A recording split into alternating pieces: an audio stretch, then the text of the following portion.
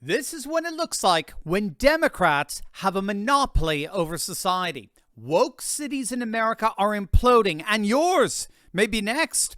In this video, we're going to take a look at the top 10 worst woke cities everyone is leaving, proving once again the age-old adage, get woke, go broke. Number 10, San Francisco, California. San Francisco, once a magnificent, beautiful city, has been destroyed from within. While historically San Francisco has survived natural disasters such as earthquakes, as well as diseases and epidemics, as it turns out, the city was no match for the virus we call wokeness. Recently, the city disbanded 500 police officers, which of course resulted in a total lack of adequate law enforcement and a complete breakdown in social order.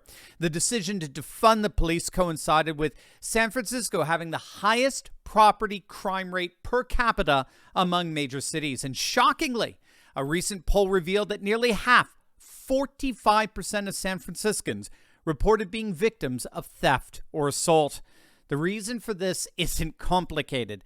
The city's district attorney actually admitted that only 2% of auto burglaries led to prosecution arrests. With no deterrence against criminal activity, no law and order, criminals have obviously been radically emboldened. It's no wonder that the city has lost an utterly staggering 250,000 residents in the last 2 years alone. Number 9, Cleveland, Ohio. The city of Cleveland has been hit hard by the loss of its once dominant manufacturing sector and aging infrastructure, as well as a soaring crime rate. Cleveland is one of the highest murder rates in the nation, with residents having an overall 1 in 59 chance of becoming the victim of a violent crime. In 2022, there were 164 murders, over 1,500 robberies, and nearly 4,300 assaults, making Cleveland by far the worst city in Ohio for violent crimes. According to estimates, Cleveland will lose 12% of their population by 2030. Number 8, New York City, New York.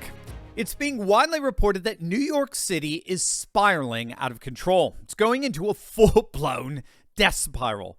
Bloomberg estimates that people are relocating out of New York at the rate of more than 300 per day. I mean, thousands of people a week are permanently moving out of New York City. A study came out on the spending activities of over 100,000 credit card holders who live in Manhattan. The study estimated that 45% of Manhattan residents have left the city since COVID, most never planning on returning. Things are so bad that even many of New York's prestigious private prep schools may have to close their doors. And that's because wealthy families are relocating out of the city to the New York and Connecticut suburbs and have no plans on returning back to the city. Astonishingly, New York City today has less people than it did in 1950. He's done it, gang. I don't know how, but Mike Lindell has done it. He's taken what was already one of the most comfortable pillows on the market, and he made it even better. That's right, My Pillow 2.0 is here. With Mike's new cooling fabric technology combined with his original My Pillow fill, gang, it's truly the most comfortable pillow out there. It's always cool to the touch and provides some of the best neck support I've ever experienced in a pillow, leading to some pretty incredible sleep.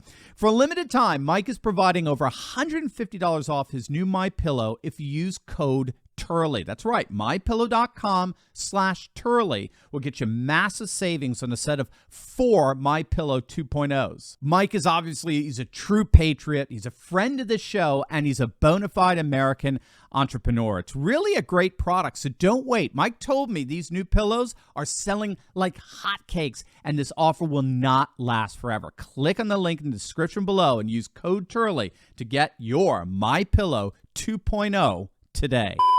Number 7, Kansas City, Missouri. Kansas City has for the last several years consistently ranked in the top 10 most violent cities in the nation. In fact, 2023 is on pace to be their single most violent year yet. Kansas City experiences around 900 violent crimes per 100,000 residents, and obviously many of those residents have decided to leave. Demographers estimate that Kansas City will see a 2% loss in population in the next 2 years. Number 6, St. Louis, Missouri. Yes, that's right. Missouri has 2 cities in the top 10 worst woke cities everyone is leaving. In just the last couple of years alone, the murder rate has gone up 35% in St. Louis. It's a horrific crime rate of about 1,800 violent crimes per 100,000 residents, and it's estimated that the city will lose 13% of its population by 2030. Number 5, Minneapolis, Minnesota. Yes, Minneapolis. It's been dealing with rising crime for years now, and the George Floyd race riots only served to further exacerbate the city's decline. Things were made even worse after Minneapolis's ultra-left city council unanimously voted to disband and abolish their own police department. In fact, things got so bad that the Minneapolis Police Department issued a public service announcement that the citizens of Minneapolis actually ought to expect to get mugged and robbed. Law and order had so broken down in Minneapolis that if you're living there, you should expect to be a crime victim. And they urged all citizens to comply with the criminals' demands. Needless to say, less and less people have decided to call Minneapolis home. Number 4, Milwaukee, Wisconsin.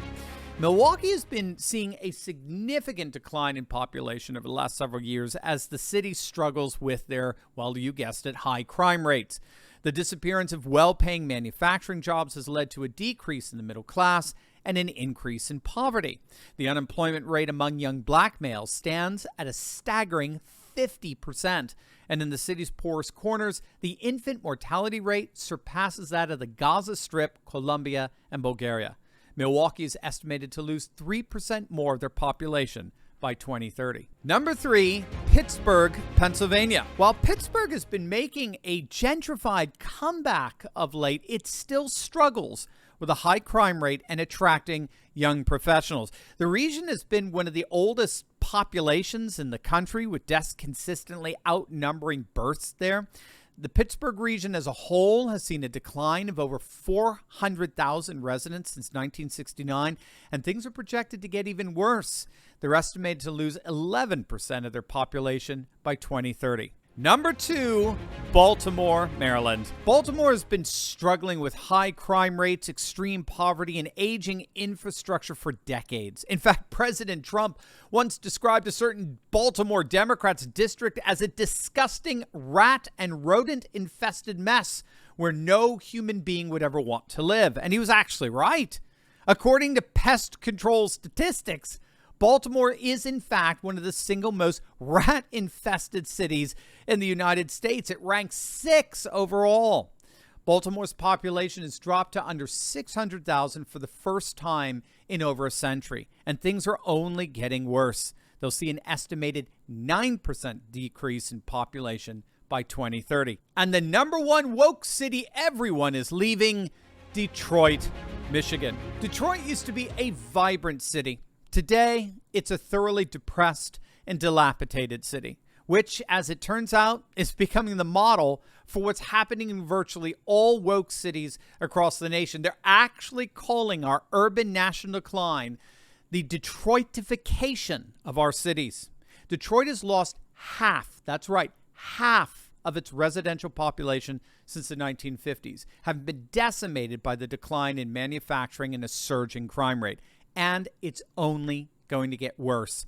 It's estimated that Detroit will continue to hemorrhage residents, losing upwards of 12% of their population by 2030. So what do you think? What woke declining cities did I miss? Let us know in the comments below. Make sure to like and subscribe. Until next time, God bless. Are you ready to join the resistance? Because I'm leading a group of dedicated, courageous patriots who can lead a spearhead into the heart of the secular globalist establishment. We punished Bud Light and Target, driven CNN and the legacy media to near bankruptcy, forced BlackRock to backtrack on ESG, and now we're seeing our conservative-dominated Supreme Court ending affirmative action and protecting religious liberty. In my Insiders Club, I show you concrete steps to take locally and online that will only keep this mass uprising going until the battle is won. Don't wait. Click the link in my description below and join my Courageous Patriots Insiders Club today.